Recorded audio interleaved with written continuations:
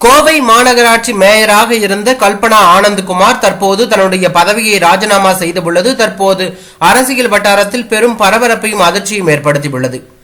கோவை மாநகராட்சி திமுக மேயர் கல்பனா ஆனந்த்குமார் இவர் தனது பதவியை தற்போது ராஜினாமா செய்திருக்கிறார். மாநகராட்சி ஆணையரிடம் ராஜினாமா கடிதத்தை தனது உதவியாளர் மூலமாக அவர் வழங்கியுள்ளார். உடல்நிலையை காரணம் காட்டி கல்பனா தன்னுடைய பதவியை ராஜினாமா செய்துள்ளார் என கோவை மாநகராட்சி ஆணையர் சிவகுரு பிரபாகரன் தற்போது அறிவித்துள்ளதும் பரபரப்பை ஏற்படுத்தியுள்ளது.